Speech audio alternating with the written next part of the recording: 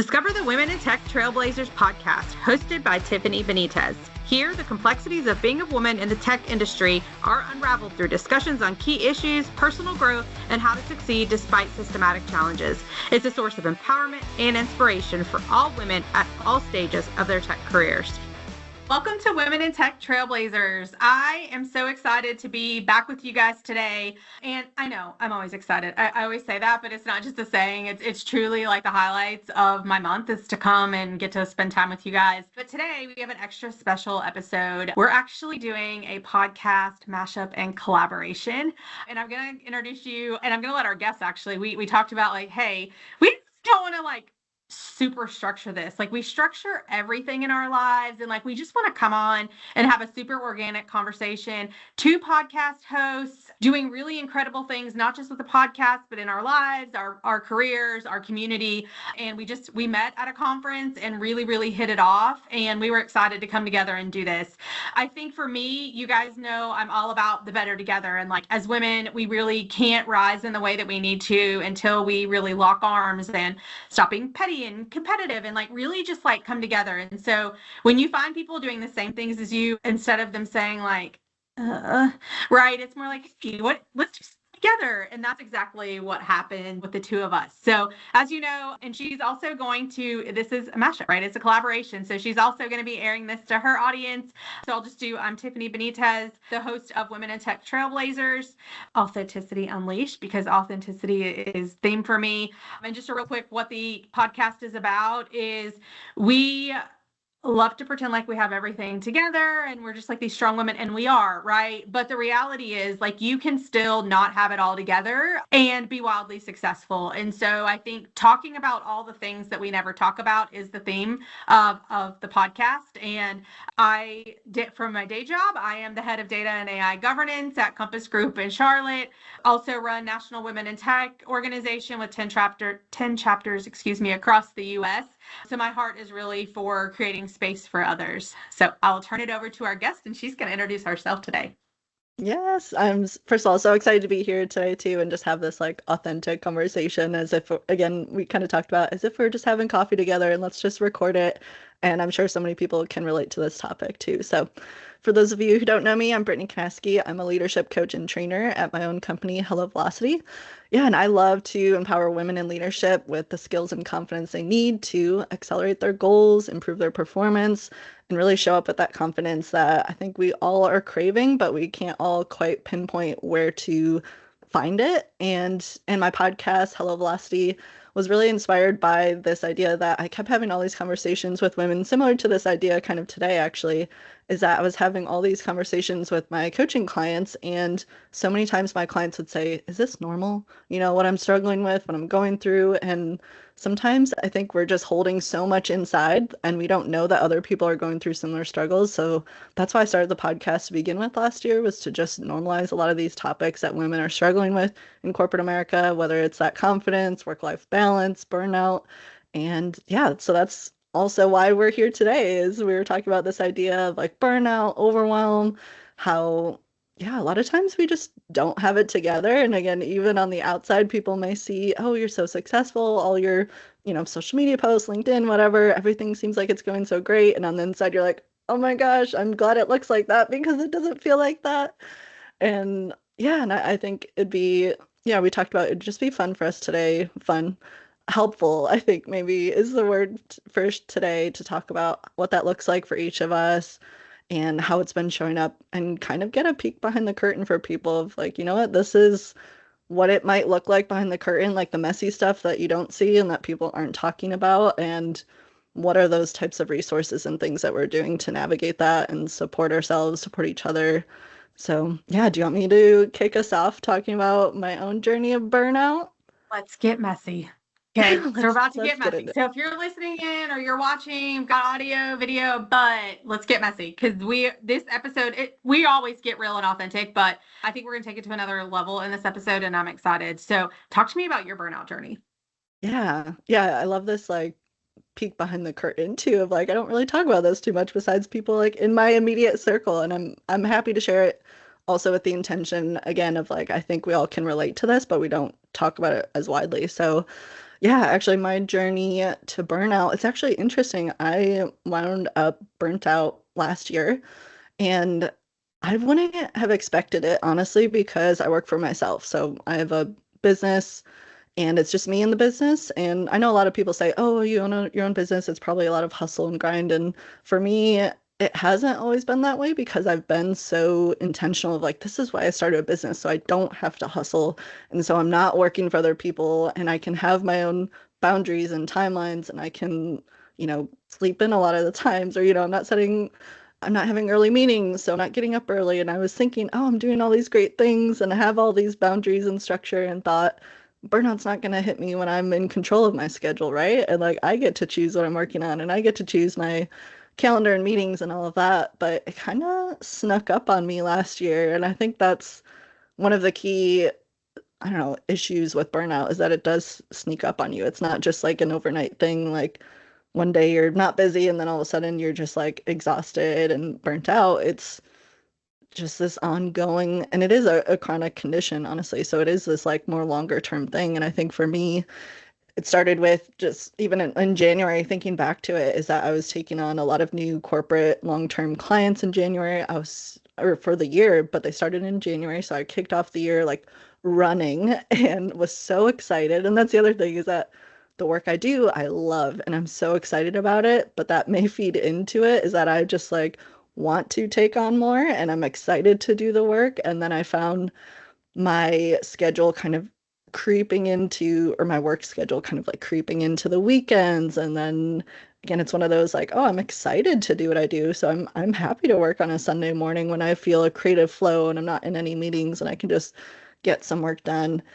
And I also started a podcast last year, my podcast last year for the first time. So then there was that. And I released my episodes on Sunday, which also led to more work on Friday and Saturdays, it felt like, and even Sunday sometimes. So it was like all of my boundaries, I think I just started breaking them, and it's almost like breaking these promises with yourself. And you don't realize maybe at first it's like, oh, once in a while it's okay, but I think it just kept happening and it became more of a norm for me. So all throughout the year, it just kept piling on. And then, of course, I wasn't changing my other like personal commitments or my habits. So I, I was still taking care of myself, working out. I was still eating healthy, doing all these things that I thought would be, oh, that's enough to sustain me, right? But I think I just at some point got into the negative and for me, how it showed up, burnout, it was essentially my anxiety was at an all-time high. It was so bizarre to me of like different events that I would go to that I'm sure sometimes I'd be nervous before networking event, but it got to this point where my anxiety was spiking and I was like almost talking myself out of going of like, oh my gosh, I'm so nervous. And I like, what if blah, blah, blah, even, I don't know, just all the anxiety spirals of being worried about an event before it happened. And these were things that I normally would do without even thinking about it a lot of times. So I was like, this is weird. Like, what is happening? And just felt like it was back to back. It was like May, I think, when that started. So it was again like 4 or 5 months of me working a lot, me losing my boundaries, and then the anxiety spiking. And then I think all throughout the summer, it was just there and I didn't know what to do with it. So I just kept going. And I think I see that a lot with my clients is when you're in it, you either don't know you're in it at the time or you're noticing, wow, I'm, maybe less energized, my anxiety's higher, but I don't know what to do about it, right? You're just kind of stuck in the spiral, the downward spiral, and you just feel like, oh, I'm just like swimming, trying to keep my head above water. That's what it felt like most of the summer for me. Yeah, I know Tiffany's in the midst of it right now. We'll hear more about that in a minute. And yeah, I'm trying to think what maybe if there was a breaking point or anything, but I think it just was this ongoing anxiety that was just like something's not right because I should be able to, or I have been able to go to these types of events or do these things without being anxious. And it just felt so out of control, out of my control. And I was like, something's bigger mentally and emotionally. And then I was not sleeping as well too. And it was just like, okay, something's got to give. So that's when I picked up on therapy, and because I wasn't going to therapy before that. So I started talking with someone to just learn more about anxiety because I'd never met with a therapist specifically about anxiety before because it's something I've always just kind of had and navigated and it has never been as bad as it was last year.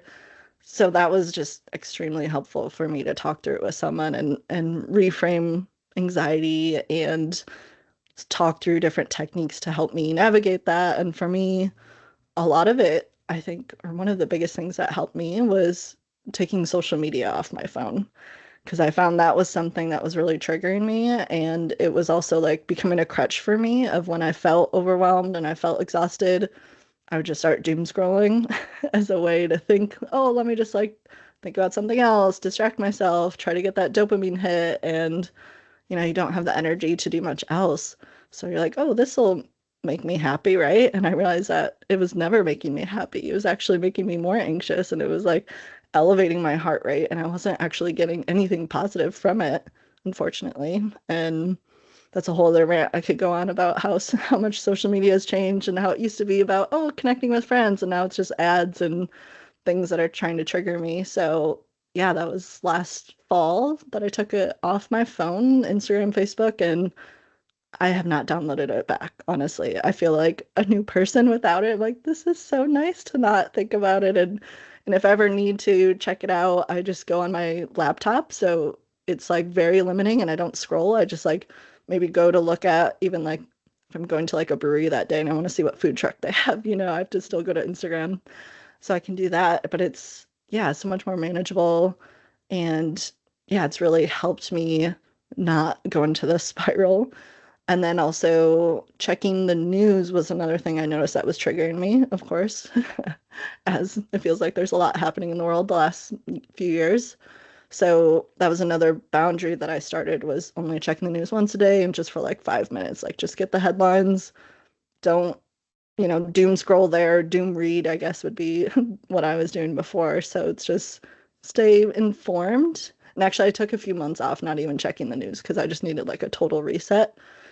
And now I'm back to just like a few minutes a day of like, all right, I know what's going on. I'm not reading too much about it and I'm not trying to get all like worked up about it. So yeah, I think those are the key things that have helped me. And I'm still trying to maintain those. And again, still feel a lot better than I did last summer, last fall. And actually, now I'm also working, or I switched therapists. Now I'm doing EMDR therapy, which is really, really fascinating and really has been really, really helpful for me. So I highly recommend it. If for me, it's been going a bit deeper. I was actually having like really vivid, stressful dreams, and I had no idea why. It was like working with the first therapist I helped with. I relate to it. It was like my daytime anxiety went away or was manageable after working with that therapist. And then it was almost like my nighttime anxiety started of like I was having these weird dreams. And I asked my therapist, she's like, you should maybe meet with an EMDR therapist. And it's where you like look at a light or a ball going back and forth. And it's like reprogramming your brain and your memories. And that's been really powerful. So I highly recommend that for people either working through dreams or and it's good for like PTSD, trauma, grief, some of the deeper stuff that is kind of stuck in your brain. And that's been really helpful this year.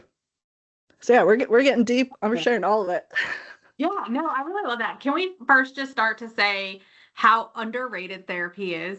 Like, I don't know Yes. why it has this like connotation, this taboo of like, it's only for a certain, like, you should be in therapy, period. That doesn't mean you have issues. Like, it's like the Mm-mm. healthiest way to have a third party, no judgment, right? Walk through life. I mean, Yeah. some of us have mentors, but like, this person doesn't care. They're not judging you. They're not holding it against Mm-hmm. you. Like they're truly this like neutral third party. So I love to hear that. And I highly suggest anyone that is not in therapy to do it. Cause I mean, it's just so freeing. It doesn't mean like you have 50,000 things to heal, right? It just means that Yeah. like you're investing in your mental health to make sure with all the things we're surrounded by, right? Because even if you do disconnect from like social media and all that, like we have these very real things going on in our world that like when we show up in person, sometimes it's in our face, right? Yeah. And so I think just a healthy place to continuously navigate through that because you made this like super impactful statement that burnout is a chronic condition. Okay. And what that means is that, like, I don't think it's ever 100% going away. And what I mean by that is that, like, you do really well, right? And you're better, right? And then what happens when you think you're better? Then you stop doing whatever helped you get better, right? And then you like slowly get back into it. And quite frankly, I feel like that's where I'm currently at. I've done really good over the last several years about like truly finding myself. Like, I know my value and worth. Like, I'm not willing to sit at tables that, you know, I'm not welcome. Like, I mean, just all of the things, you know, what's part of the healing journey, especially for us as women. It's a long journey, but I've done really good at like boundaries. And this particular season has been about me evaluating like my yeses, right? So the things I show up to, the people I show up for, the amount of mentees I take, like those types of things. It's just that if it's not in alignment with where I'm currently at in this season and where my heart is and all of that, then it's just a no. And it's okay. Like no's are okay. So ladies, this is for everyone, but for my ladies, it is okay to say no, because we completely deplete ourselves for all the things. And then what? Then you're back into this exhausted burnout stage that you worked so hard to get out of, right? And so just for me personally, I feel like and my indicator is, it's funny because you say anxiety, but my indicator is typically like I'm losing peace, I'm exhausted, anxiety's creeping in. And those are things I've worked really hard to like move away from. And my boundaries have helped me do that. But like, transparently, I'm feeling a lot of that right now. And I think that's my indicator to stop and pause and say, okay, like my husband and I were actually like talking through it last night. Like every season looks different and you're going to go through different challenging things in each season. And it doesn't mean all of those things are going to disappear. They're not. But for the season you're in and the things that you're dealing with, I think taking a true evaluation of like, okay, these are all the things I'm doing. Like maybe I don't need to do all of these things this season, you know? And for me, it's an exercise of writing it all down. And I don't know why, like journaling is like super therapeutic for me because it's like getting it out. Like when I can't be with my therapist or be with a therapist, then I can like at least get it out in some way, shape, or form without dumping it on my husband or my best friend or whatever, right? My mentor. They're there for particular purposes, but you don't want to be a constant dumper, right? Like I don't want every time I see you, I'm dumping things on you. And so for me, it's like helpful to write it down. It's like, here's the list of everything that I'm doing. And one of my mentors challenged me a couple of years ago, and she said, hey, I want you to write down, take 1 week, and I actually do this with my mentees too. Take 1 week. I want you to write down everything you did for that week. And then I want you to say, okay, that every season you should have at least three priorities, no more than 4. It cannot be 5. Okay. Like for this season, these are the 4 things that I care about. And then she made me take the list of all the things I did in a week and say how many actually mapped back to those priorities. And you're going to find that there's a whole lot that doesn't map back, right? And that's where you can start to say, okay, here are some no's that I need to say, because the truth is everything you say yes to, like something else has to come off. Otherwise, you just get to this place of like burnout and exhaustion. So transparently, again, I am currently in that stage of like, I just need to pause for a minute. I need to reevaluate some of the things that I'm doing, some, you know, maybe even some of the relationships I have, and like figure out, I think the concept is hard because we as women are always after helping everyone else and making sure everyone else is okay. And we don't really stop to invest that same thing in ourselves. But the moment you truly realize like how valuable and worthy you are and how much you actually matter, then your peace matters too, right? The fact that you're overwhelmed and burnt out, but all the other 45 people that need you are happy, it's not a good equation, right? So I would just say, thank you for sharing your journey. I took some notes because therapy, yes, but I would like to look into the other. And I just think that there are a lot of triggers and indicators. So I'm going to evaluate some of that as I navigate through this next season of figuring out, because I'm not fully there, but I know wholly I'm like about to hit the wall. And I want to be proactive of saying like, okay, I know I'm starting to feel these things. And because it's a chronic illness, it is, right? It never goes away. So I think you figure out, okay, when are you coming up on it so you can quickly change things and not get to that full phase of burnout, right?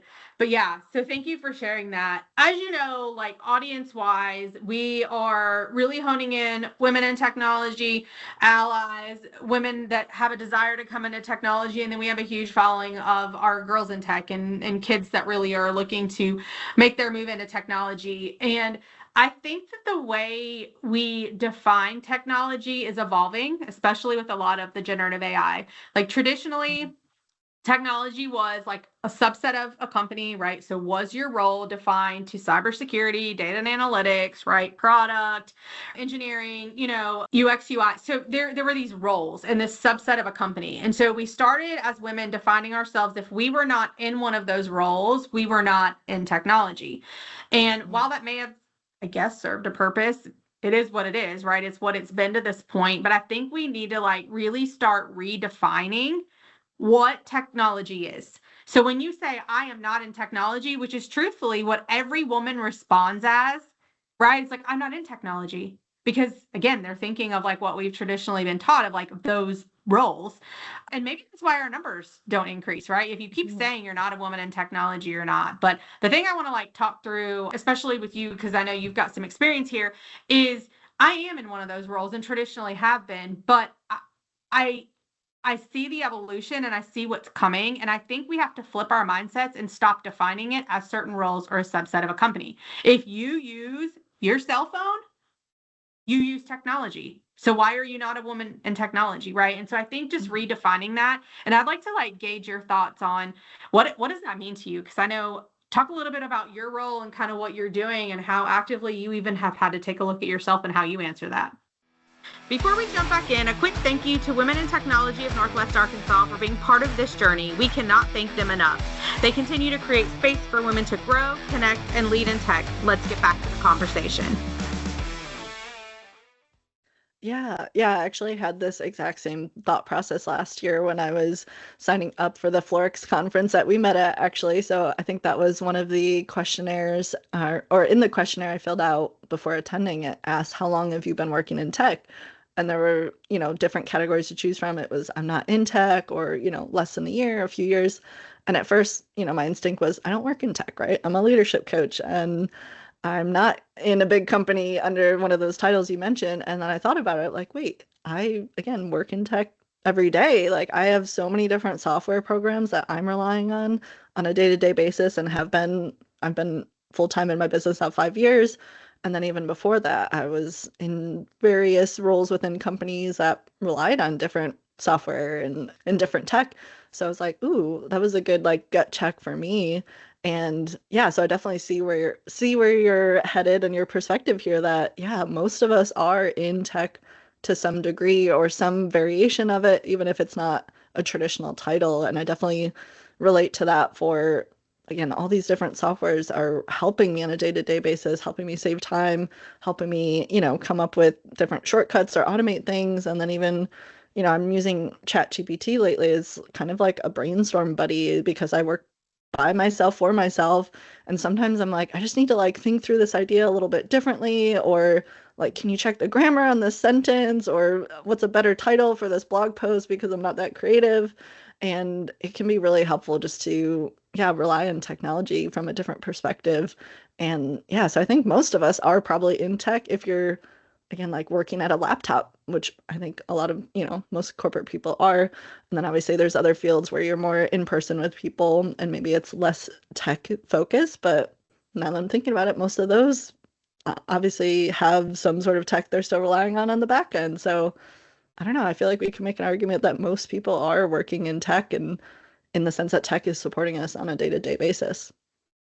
You're coaching women in corporate, right? Like those roles, like your role may be a leadership development coach, but you're coaching these women in their roles and in technology, so, and I think we think of like other fields like tech sales, like they typically say, I'm not in tech either. Or recruiting, tech recruiting. Yeah, you are, because you have to know and understand, right, the technology that you're filling the role for, or that you're, that you're supporting, to be able to say that. So I do think it's really important. I loved your example about the conference, because I have to know. So did you answer it? Did you as like nothing, or did you answer it with like, I've been in tech?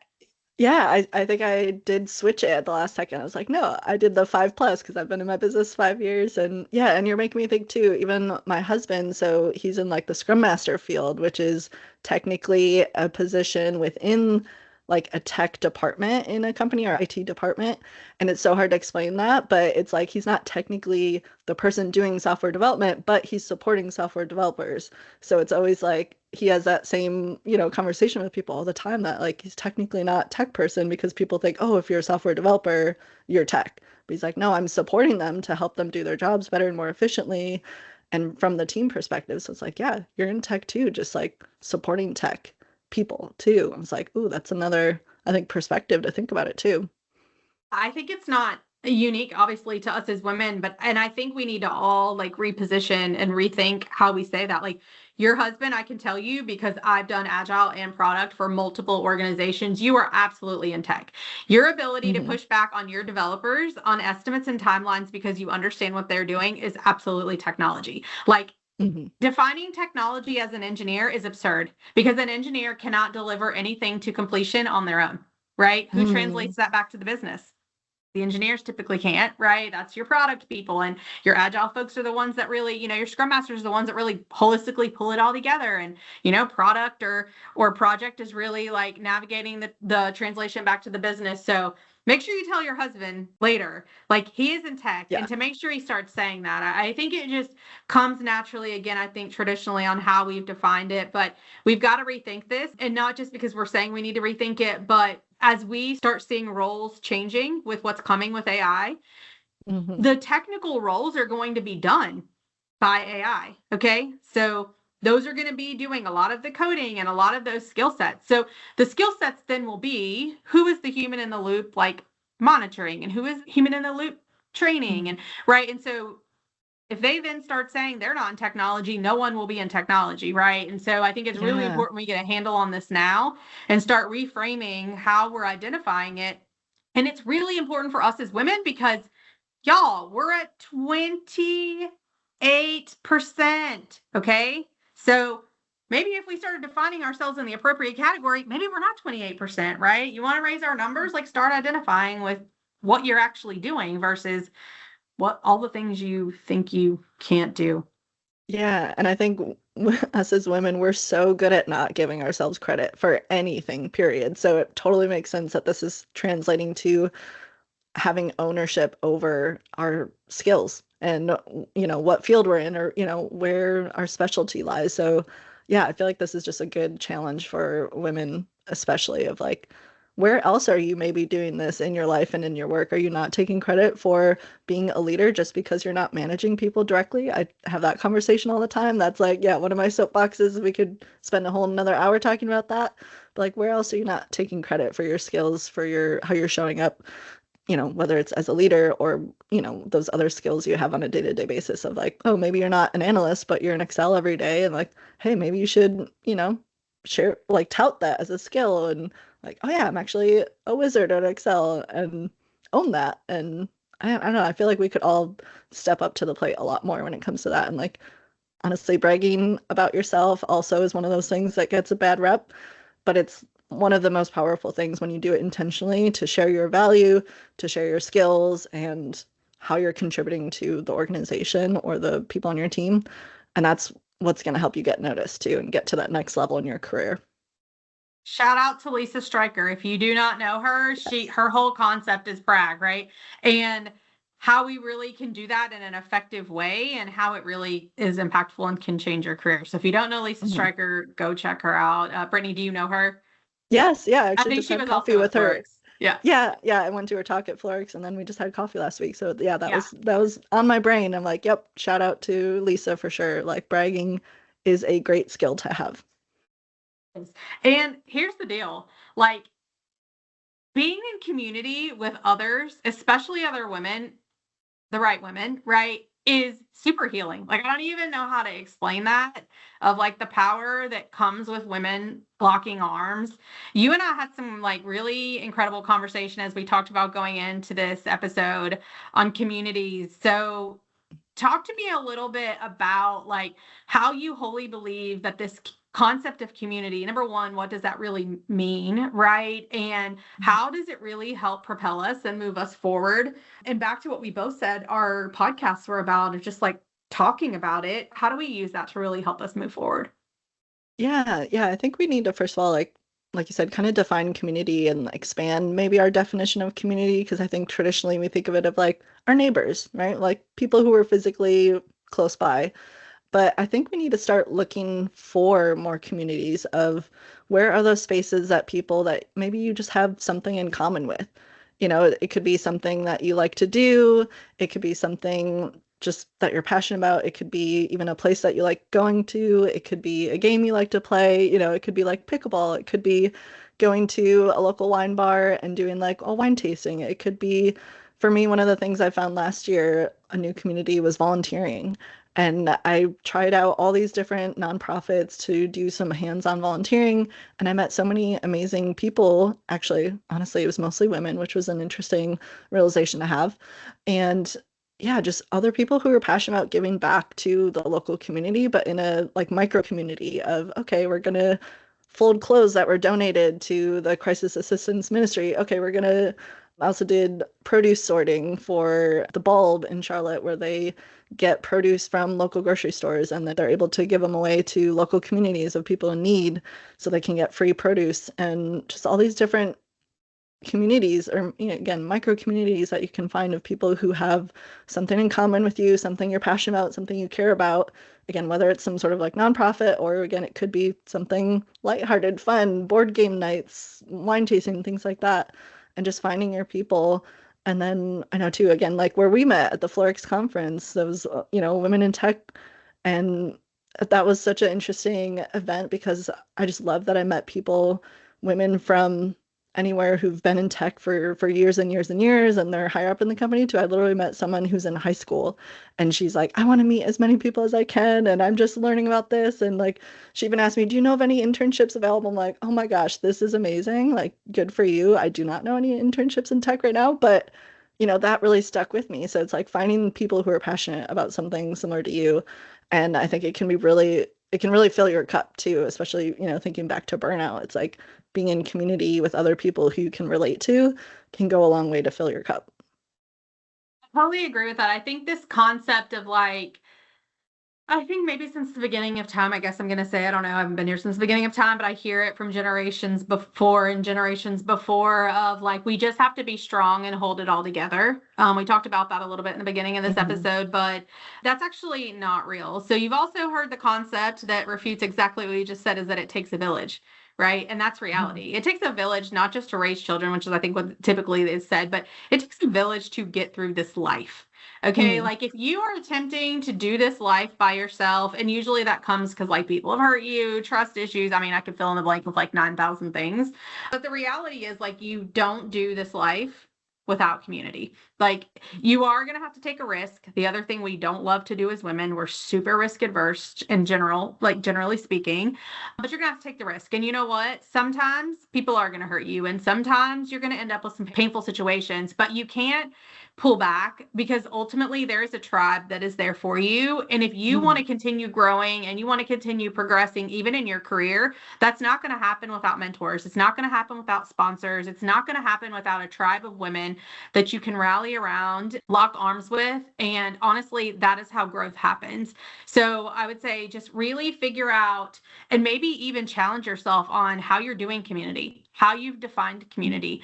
I mean, honestly, I tell my teams at work, find one group to connect within the community at least once a month outside of anything to do with your job, right? We do really good at like all of this stuff at work, but ultimately I do that because like work can be temporary for all of us, right? Like the reality is like, you never know when you may be the next business decision. And like, have you built your brand? Have you built a community? Like, do you have people that would be there for you, not just in regards to finding another job, but like being there to like help support you should something happen? And like, it's so undervalued and so super necessary. And it wasn't until I truly understood that and adopted it and started plugging into different groups that I found my tribe. And you know what? You're not going to be everyone's cup of tea. That's okay. If Mm-hmm. you are like, listen, recovering people pleaser here, okay? And then now the amount of F's I give are very small, okay? Just Mm-hmm. keeping it real. Maybe that's perimenopause. Maybe it comes with age. I don't know. My friends that are in their 50s are like, it gets even better. And I'm like, yay. Can't But the wait. reality is, like, you don't have to impress anyone. Like, you have nothing to prove to anyone, right? And so really just evaluating your circle, evaluating, like, I think we've all heard the concept of like we all have our own board, right? And you're the CEO that gets to hire and fire who's on your board. And your board Mm-hmm. should never be made up of all the same type of people, right? Like, who is the woman that's going to challenge you and be like, listen, you might have been in your closet floor crying this morning, but you're not going to stay there. So process and feel what you need to for a few minutes and then get up because we got stuff to do, right? Like, who Mm-hmm. is the woman that's going to challenge you in that way? Who is the woman that's going to be asking you about your career goals? Like, if you have other, things in your beliefs, like, I don't know, but make your board, just like companies do, of very, very strong women that serve different purposes. And if you don't ever come together with your board, if you don't ever spend time with them, then how do you even navigate and figure out things? I tell my husband it's mandatory that I'm going at least on 1 to 2 girls trips a year. Like, Mm-hmm. they are healing for my soul. And he knows Yes. that and never challenges me on that because he gets to see a better version of myself because I've truly been able to like spend time in community. And it's Mm-hmm. same with the things that I plug in within the community. I don't just randomly, I've like, again, started being super intentional about my yeses and my nos, and I don't have FOMO. I don't care. Like, if I couldn't go to that Mm-hmm. thing, I'm sorry, but I couldn't go, or maybe I said I was going to go. And you know what? I got off work and I mentally like crashed. Like, I can't come to your thing. And I'm sorry that I'm telling you last minute, but why are we even apologizing? I think Mm-hmm. those are the types of things we really need to hone in on. And I think that's really what takes us to next level. Like, no one wants to sit in the same like sad state if that's where you are, right? Or not growing or not progressing. And this is really how it happens. I feel like community is power there. Yeah, I love that. I love the concept of your personal board of directors. That's something I've heard too, and it's such a brilliant idea of like creating your own community too of people who can like lift you up and support you in different ways and having them all from, different aspects of life or, looking different than you is something I always say too is like you want people from different backgrounds and different ages and all of that, and it's so helpful to get those new perspectives and challenge you in a supportive way. Yeah. Okay, we're coming up on the end of the episode. We're about to do a real quick one question rapid fire. So, this is Women's History Month. Women's History Month is so important, not because it's just a month that we celebrate, but it's because it's a month that we really get to hone in and focus on. And we should do this outside of the 1 month, but the women that came before us, right? Like, there are Mhm. so many women that helped pave the path and the way for us to be sitting here, even having this conversation we're having today. Like 50 years ago, this would look very different, right? And so, Mhm. just honoring and celebrating those women, celebrating us, celebrating our generations to come, right? This isn't about just women that have already done it or made it. And so, in honor of Women's History Month, I would like to know what woman has truly impacted your life and why. Yeah, this is always a hard question, but honestly, I tend to always go back to a fictional character, and that is Buffy the Vampire Slayer. And I know it sounds silly, but honestly, growing up in a very conservative small town, I don't think I had many women in leadership or in like really powerful positions to look up to. So when I was growing up, I was watching that show like every Tuesday night. I remember like 8 o'clock, even though it was a little scary sometimes, but just to see like a strong female lead growing up in a TV show, and I love TV, so that was something like very empowering to see that as a young girl and a young woman growing up. So it still like just really sits with me as something that I think I continue to like look up to, and it really shaped me in my formative years. So sounds silly, but actually like really powerful, Not silly. Look at you slaying now. I'm just saying. right? Yeah, still I slay, mean, still what if slay. we never knew we could slay? Yeah, I would say I'm not really good at following rules, so mine's kind of a joint. Truthfully, from like a historical, like Ruth Bader Ginsburg is always my favorite. The things she stood for, the Hmm. way that she stood, the courage that she had, the lack of fear of just standing up and saying what needed to be said. However, the truth is, like, I didn't get to spend time with her. And I think who has like shaped and formed who I am as a woman is definitely my mother. She wasn't the CEO of like a company, right? So she was like the CEO of my life for so long, right? She like formed, and I got to see like, what does work ethic look like? What does like truly being a strong, independent woman look like? And what does it look like to use your voice? And listen, the organization that I even created came from the fact that my mom said if a table doesn't exist, you don't go beg for a space, you just create one, you know? And I think those are the things that have impacted and shaped who I am as a woman. So shout out to my mom. She's incredible. But yeah, we just wanted to take a second at the end here to like truly like just do a fun rapid fire. But honestly, it's just going back to remembering that you did not get to where you are today by yourself, no matter what. You work really hard, and that's great. But number one, there are women that have come before that have paved the way to allow us to be sitting where we are today, using our voices, voting. I mean, the list could go on. Mm-hmm. But more than anything, it's to remember that you need to now be that for our next generation. Okay, so like, in order for them to have the things that we don't, like sometimes we get tired of being the only woman in the room as a leader. So what are we doing? What are we actively doing to make sure that we're creating space for our next generation to not have to deal with some of the things that we have? So I just challenge you as we leave here today to think about, if you don't have a good answer to that, find something, some way, plug into a community to make impact for our next generation of girls and women coming. So thank you so much for being here today, Brittany. This has been so much fun. Thank you to all of our listeners on both sides. Thank you for listening. Continue to like, subscribe, listen in, and we have so much more coming for you. So happy International Women's Day coming, and happy Women's History Month. Yes, thank you so much for having me. This was a great conversation. I love the peek behind the curtain. Love it. Bye. Bye. You've been listening to the Women in Tech Trailblazers podcast. Thanks for being here. If something resonated with you, please share this episode with your friends, your colleagues, or anyone you know that needs to hear it.